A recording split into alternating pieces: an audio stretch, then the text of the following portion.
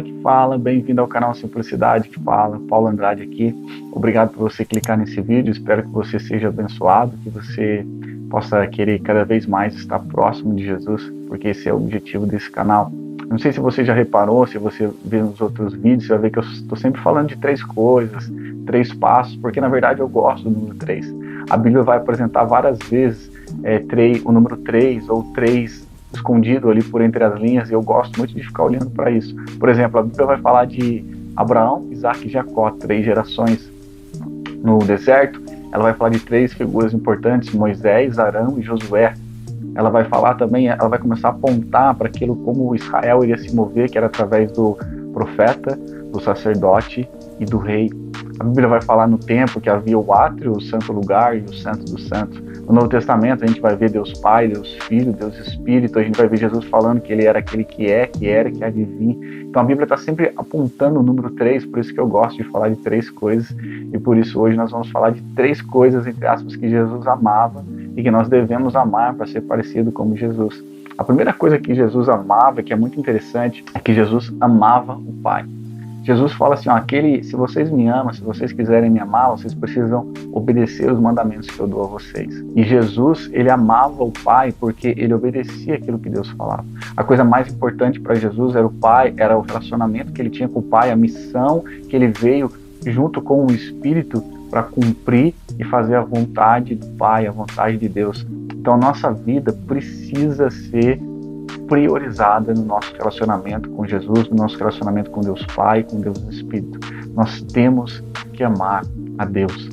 Isso tem que ser a base de tudo da nossa vida. Hoje é difícil, tanta coisa compete com isso, mas nós precisamos. Se nós quisermos ser como Jesus, isso precisa ser o fundamento. A número 1, a coisa mais importante na nossa vida. Nós precisamos amar a Deus, nós precisamos amar a Jesus, nós precisamos amar ao Espírito Santo. Não podemos deixar isso perder dentro de nós, porque senão nós iremos perder tudo. A segunda coisa que Jesus amava é que Jesus amava a sua família espiritual. Quando Jesus começa o ministério dele, ele começa a recrutar os discípulos para ser aqueles que irão carregar a mensagem do reino, porque o tempo dele era curto aqui e ele ama eles de uma maneira incrível. Jesus caminha com eles. Quantos quilômetros eles não devem ter caminhado juntos? Quantas refeições não fizeram juntos? Quantas coisas, quantas lições Jesus não passou para eles? Só que assim, não era que Jesus gravava um vídeo igual eu estou gravando e eles assistiam, não. Jesus estava com eles o tempo inteiro, todos os dias. Jesus amava os discípulos. A multidão tentava se aproximava, até ficava um pouco com Jesus, mas no final do dia era sempre Jesus e os discípulos, ao ponto que a Bíblia vai falar que às vezes Jesus contava para a multidão parábolas, para que a multidão realmente já não entendesse. Aí quando chegavam os discípulos, ele explicava essas parábolas para os discípulos. E é essa outra coisa que nós precisamos amar a nossa família espiritual. Eu não sei de qual comunidade você faz parte, eu não sei quem que é a pessoa que está mais próxima, ou as pessoas que caminham mais próximo de você, seus pastores, seus líderes, mas nós precisamos amá-los mais do que os vídeos que nós assistimos na internet, mais do que as pessoas que são referências para nós na internet, do meio online, as pessoas de outros lugares, as pessoas que caminham com nós, que tomam café com a gente, que está todos os dias com a gente, que nós vemos todos os domingos, não sei que dia que você se reúne, enfim, a comunidade local, a nossa comunidade local, nós precisamos amá-los. Eles primeiramente são nossa família espiritual e nós precisamos amá-los porque Jesus amava a sua família espiritual.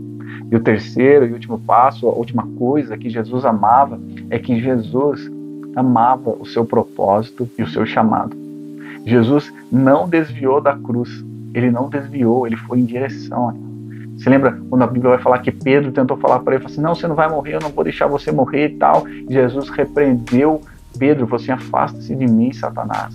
Porque Jesus precisava cumprir, aquilo fazia parte, a cruz, a morte que Jesus morreu na cruz para trazer salvação para nós, era parte do propósito eterno de Cristo, e nada nem ninguém iria impedir a Cristo de fazer isso. E ele amou mais do que nunca, e muitas das vezes, por causa do peso do seu chamado, ele estava sozinho, ele precisava ficar sozinho com Deus. Quando ele está nos últimos dias, ele chama alguns discípulos para orar com eles, os discípulos acabam dormindo, no final ele está lá sozinho, clamando a Deus: Pai, se possível, afasta de mim esse cálice, mas que não seja feita a minha vontade, e sim a do Senhor. Então, nós precisamos amar o nosso chamado.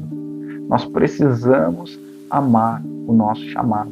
Isso, muitas das vezes, vai precisar com que a gente diga vários nãos para várias pessoas, para várias situações, para várias coisas, porque se Deus deu um chamado para nós, para mim e para você, é nossa responsabilidade caminharmos em direção a Ele. Nós sim, vamos ter pessoas ao nosso redor que vão nos ajudar, vão ter pessoas que vão nos impulsionar, que vão nos alavancar, que vão nos exortar, que vão nos chegar: você está se desviando, volta para o caminho. Vão ter essas pessoas na nossa vida e glória a Deus por isso. Mas no final, é nossa responsabilidade, é minha responsabilidade. O chamado que Deus derramou sobre a minha vida não é sua responsabilidade, é minha responsabilidade. E eu preciso todos os dias lutar em direção a Ele. Eu queria fazer uma pergunta para você: será que você sabe qual é o chamado de Deus para a sua vida? Será que você sabe o que Deus tem para você? Qual é a estação que Deus tem para você nesse momento? O que Deus quer que você faça? E se você sabe, o que você está fazendo? O que você está fazendo em direção a isso? Para que esse chamado aconteça, para que isso se cumpra, para que a vontade de Deus se cumpra. Eu te agradeço por ficar até o final desse vídeo. Então não esquece, a primeira coisa: ame a Deus, ame a Jesus, ame o Espírito Santo. Não tem negócio, não tem negociação.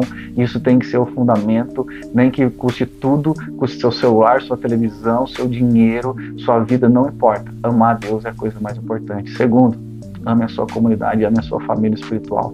Não troque a sua família espiritual pelo meu vídeo.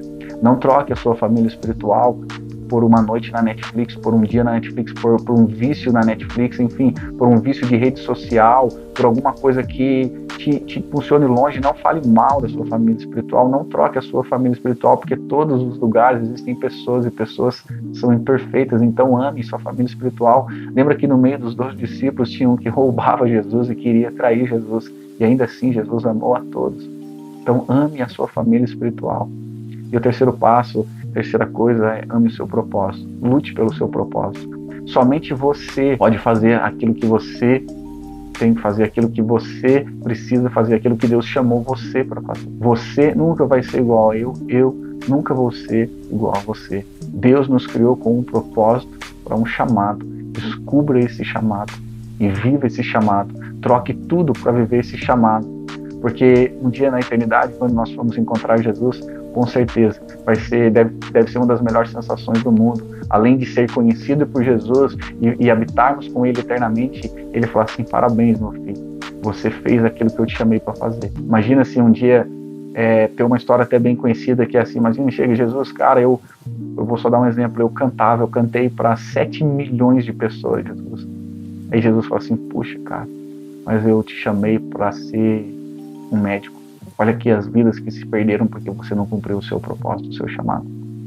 É claro que é uma história figurada, mas é só para a gente entendermos que nós precisamos encontrar o nosso chamado, encontrar o chamado que Deus nos criou específico para nós, que tem a ver com Jesus e com o Evangelho. Não tem a ver com fama, não tem a ver com enriquecimento, mas tem a ver com o engrandecimento do nome de Jesus, com a exaltação do nome de Jesus. Você sabe, toda terça-feira às 9 horas tem vídeo novo do canal. Obrigado por você ficar até aqui.